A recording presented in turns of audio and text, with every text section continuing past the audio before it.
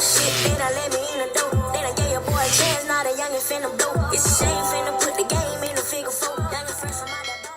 Yo, welcome back to my channel. Before we get into it, make sure you like, subscribe, comment. You ain't got like, you ain't got a comment, but I do appreciate it if you're just subbing if you're new. In this video, we'll be talking about Boruto, but in particular, this is my review for Boruto Chapter 81. So Boruto Chapter 81 was insanely good, and it was definitely a good first chapter into the Boruto time skip. And even though it was a time skip, it's almost as if it wasn't because of how quickly we get into things. Like, Boruto Chapter 81 does not waste any time at all. Usually whenever a time skip would happen, things are slow, you might get introduced into some brand new characters, or you might get a little recap. But that does not happen in Boruto Chapter 81. So Boruto Chapter 81 follows the events that happened in Chapter 80, where Ada basically uses her power omnipotence to overwrite everything and swap the lives of Kawaki and Boruto. Now, I like this because it's going to obviously put the characters Kawaki and Boruto in a position where they're going to gain some very good character development later on in the story. Because you go from a character like Naruto, who at the beginning never had anything such as family and friends. But then he ends up gaining all of that, which causes him to want to appreciate the things that he now has, and also causes him to want to get stronger just so that he can keep the things that he now has.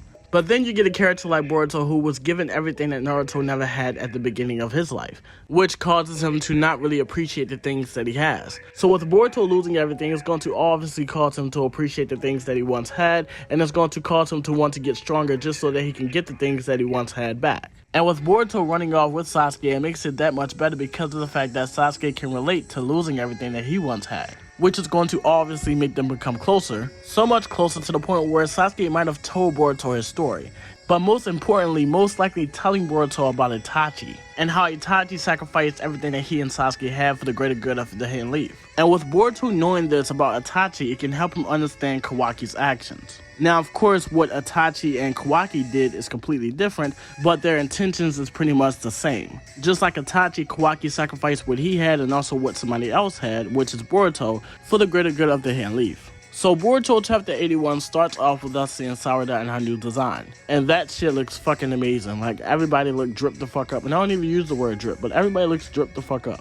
But we see Sarada confronting Shikamaru, who has now become the 8th Hokage. Now, Shikamaru becoming the 8th Hokage is very interesting, knowing that whenever the current Hokage dies, the previous Hokage takes the role again, as long as they're not dead. Knowing that Kakashi is not the Hokage, it kind of gives you the idea that Kakashi basically declined the request to be the Hokage again, and that he's probably going to be used for a different purpose in this time skip. Now, judging from the conversation between Sarada and Shikamaru, you can definitely tell there's a lot of frustration between the two. Like, they literally end up throwing shots at each other. You can definitely tell that Sarada has been at this for the entire time skip. Basically, not only trying to convince Shikamaru, but also trying to convince the people of the Green Leaf that what they believe to be the truth is not actually the fucking truth. Now, the thing is that Shikamaru actually tries to get Sarada to understand that he pretty much don't have a choice but to go after Boruto. Because even if he were to lift his order to go after Boruto, the people of the Green Leaf will still be left unconvinced, which could cause a lot of problems. So therefore, Shikamaru is in a position where he has no choice but to go after Boruto. Like, look, bitch,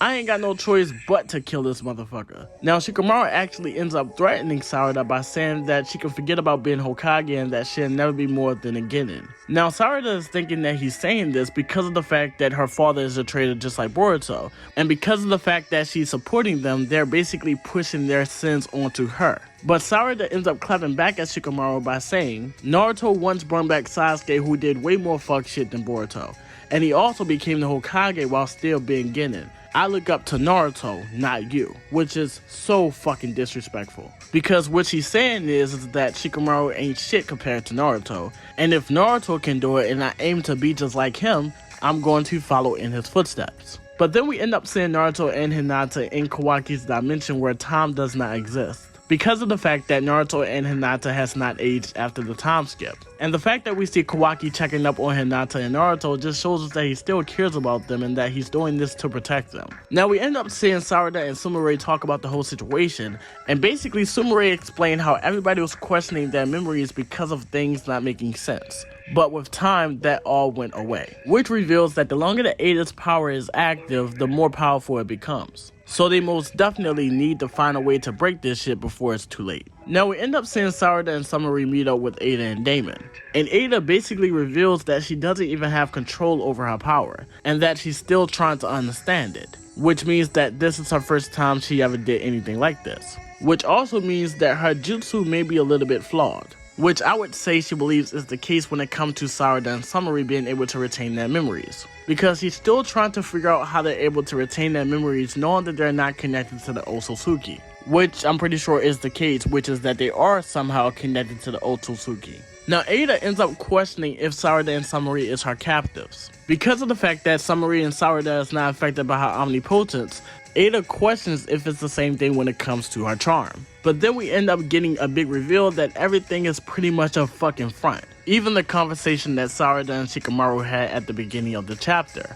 Because it gets revealed that Shikamaru is helping Sarada and Shikamaru. Which also means that there was a plan that was made before all of this. And that plan is most likely just to go with the fucking flow because of the fact that they do not understand omnipotence. I mean, even Ada doesn't understand it, which means that the only way how they can figure this shit out is if Ada figures it out, but they have to give her time. So therefore they have to trick her for as long as possible. But then we end up seeing Kawaki with Mitsuki, and Mitsuki talking about how he wants to kill Boruto, and that the reason why he stays so close to Kawaki is because he believes that Boruto was able to master the exact same ability that Kawaki has, which is to be able to mask his chakra. Now Mitsuki ends up questioning if Kawaki is his son, which is a big thing because that would mean that Mitsuki is not in on the plan that Shikamaru, Sarada, and Shikamaru has, but he still questions his memories.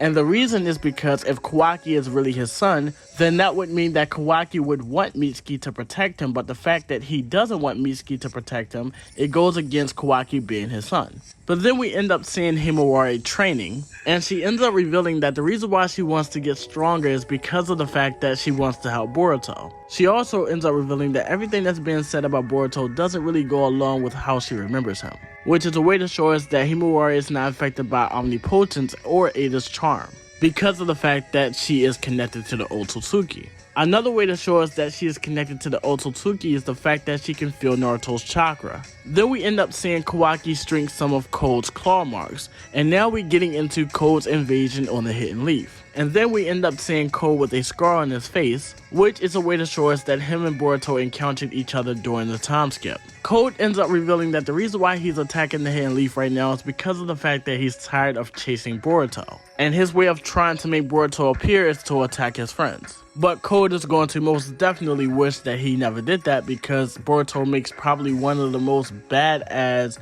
disrespectful fucking appearances ever. This motherfucker appears out of nowhere standing on Code's face. Like, this panel is self-explanatory. This is Boruto sunning the fuck out of Code, showing him that he can't fuck with him. Like, this shit was crazy and badass for sure. I most definitely enjoyed this chapter, and I'm most definitely looking forward to see what happens next, because the next chapter is going to most definitely be fucking crazy, and I don't get the idea that Sasuke is dead, but that's for a future video. But this is the end of the video. You ain't got like, you ain't got a comment, but I do appreciate it if you hit the sub button if you're new, and I'm out, bro.